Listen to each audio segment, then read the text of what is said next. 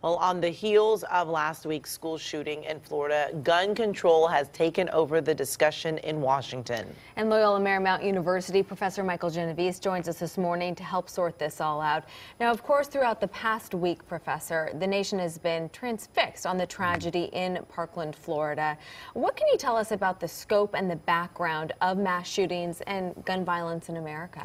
Well, you know, we were a nation forged in a violent revolution. We expanded westward through violence, and it's become something we celebrate in a sense because of the old cowboy myth and the Western hero that we hold up as an icon. One of the results is that we keep repeating the same tragedies over and over again. Right. We're 49 times more likely in the United States to be attacked by with a gun than any other industrialized country. Over 150 school shootings in the last decade. On average, a child or a teenager will be killed by a gun every day, 7 every day in the United States. And so it's an incredible number. Why the United States and rarely elsewhere? That's the big question.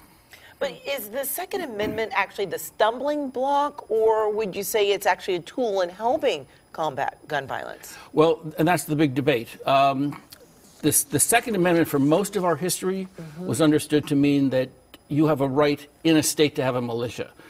When we created America, it was a question of, do you want to have states' rights or federal government? And the people in the states wanted to protect themselves against a government that, well, the English government was tyrannical, so they wanted to protect that.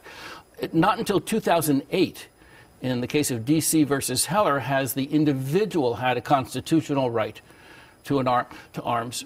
And the interesting thing, it was a 5-4 decision. Justice Scalia wrote the decision, and he said it does not preclude the government's right to control arms. And so you could regulate arms. We just choose not to do very much of it. Well, this week we heard so much that there may have been warnings that a woman called 911 or the FBI tip line and said that this guy was going to explode. He was clearly unstable. Is mental health really a key issue here, in your opinion, to solving this crisis? Yes, but. And the but is we don't want to stigmatize people with mental health. Right. There's very few people who have mental health problems turn violent. Right. And yet most of the people who are violent have mental health problems. The irony is President Trump overturned the Obama restrictions on people with mental health problems getting guns. And in his budget, he cuts the amount of money for mental health.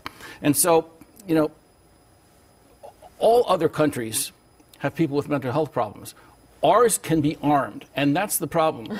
The mental health problem, really serious ones, and guns, it's a terrible, terrible cocktail, and it's a mixture that leads to violence so often in our culture. But while everyone is focusing on this school shooting, do you think that this is the time when we can really make some inroads in gun control? Well, in a tragedy, we grope for an answer, and usually we want to turn to a simple answer to a complex problem, and simplistic answers rarely work. Armed teachers, build a wall. They sound good, they make us feel good, but they tend not to work. In fact, they tend to have the opposite effect.